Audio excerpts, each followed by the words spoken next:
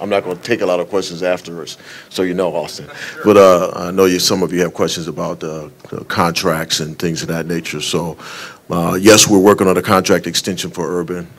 Made a recommendation to our president. He supported my ability to move forward and work on that. Hasn't been approved by the board. It'll go to the board in April. There will be a recommendation on his salary. There'll be a 2-year extension, which will make it 5 years total for his contract. Someone asked earlier about the assistant coach's salaries. We're in the middle of getting their term sheet signed. We got approval from the president to increase their salaries, and this is our normal cycle. Some of you know our assistant coach contracts run February 1 to February 1, so it's our normal cycle, not out of the ordinary. After a bowl game, Urban and I sit down and relook at the salaries, and this is the first year with our new vice president for HR at the university that we took a comprehensive look at all of our assistant coach salaries. So everyone will have an increase, and some will have 1-year contracts, some will have 2-year contracts. That's Urban's call. So hopefully we'll have those done next week, and we'll get that information to you through Jerry.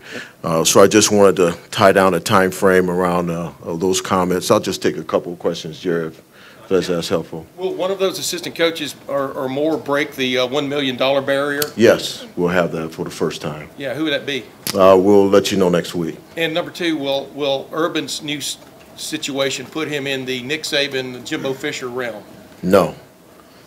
Austin? Yeah, it seemed like you were outspoken about that in the last couple of days. I wonder if you could share with us a little bit about why you think maybe the salaries have gotten out of hand, what can be done to reel it in at this point, if anything? Well, relative to your second question, there's nothing that can be done. You know, everybody has a different market, whether they are, and you know, what Alabama did was right for them, and what Texas A&M did was right for them.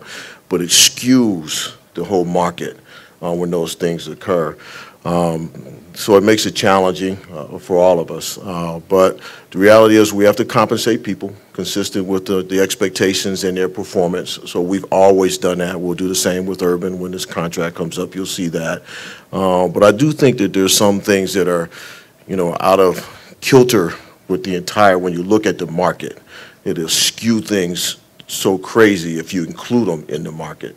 I'm not a big believer in 10-year contracts. I'm just not one of those guys. I think that that's, I mean, a full, guaranteed 10-year contract. I'm just been in this business too long to understand what that means.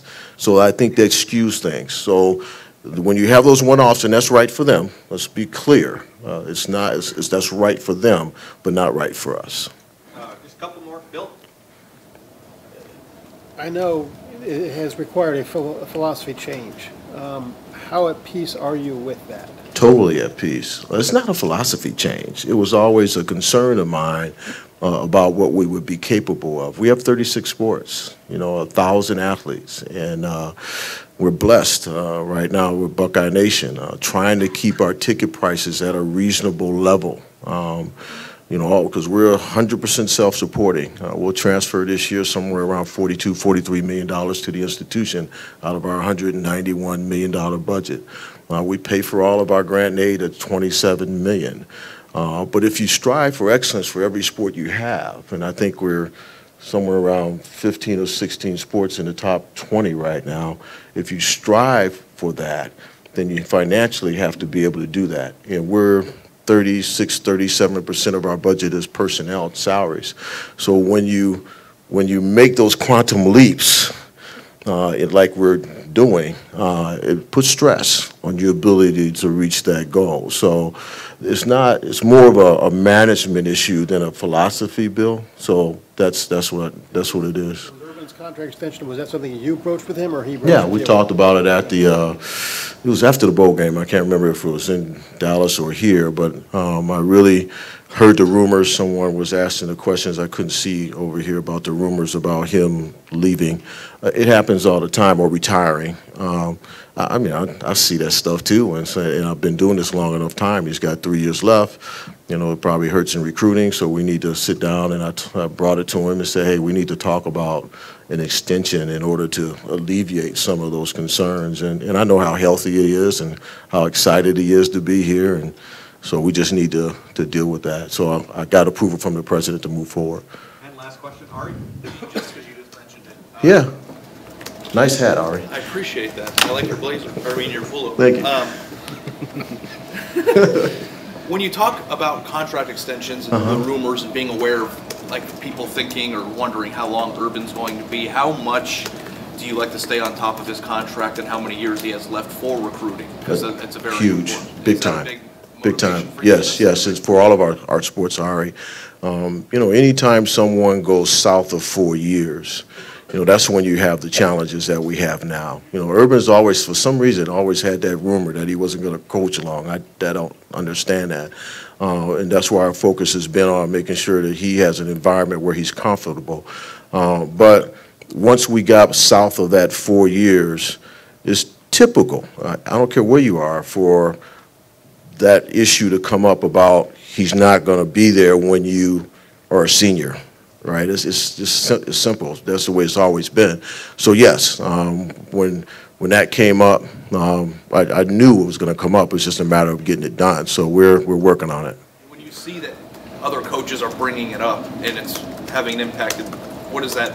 I'm sure you saw from afar that a major in-state prospect said something about how that was It's part of the game. I mean, that's just part of the game. You know, some people operate at the highest level of integrity and some don't. It's that simple. We have one last question. Steve? Gene, got to ask about basketball, just a crazy question. Oh, my God. 20 wins, the team is ranked in what should have been a transitional rebuilding type year. Just, I know they're still in the middle of this. They got a big game today. Big game tonight, yeah. Just, has this gone about as well as you could have possibly hoped so far? I planned it this way. What's wrong with you? I knew this would happen. You guys never ask me. But no, you know, it's phenomenal. You know, no one could have a crystal ball and see what we're blessed to have now.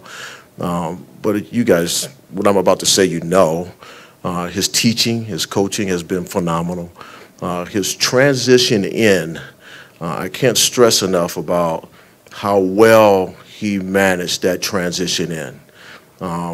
It was phenomenal. If you go all the way back to, you know, we didn't have the press conference, I think, to that following Monday, but he flew in on Friday before the press conference and spent time with those young men in that locker room. That was a pivotal moment because that's where the trust began. That's where the trust began. And his ability to work with them individually and develop that bond individually, huge, and empower them to have ownership in some of his early decisions. He made some tough early decisions. You know, it's some personnel decisions that were tough, but he empowered them to be a part of that process. So the leadership in JT and Kata, you know, couldn't be better. But then you watch the teaching, the extra pass, focusing on minimizing turnovers. You know, we knew going into the Illinois game what that would be. That was a grind, a dogfight, the toughness. You know, the Butler game, that loss was about toughness. But he had video to demonstrate why it was so important to have that stamina and that fortitude to end games the right way. So, I mean, I can go on and on about how masterful he's executed his job. It's fun to watch, excited about it. I'll probably be punching the TV tonight after I drink a Diet Coke and go from there. So thank you. Hopefully I answered everybody's questions. Thank you so much.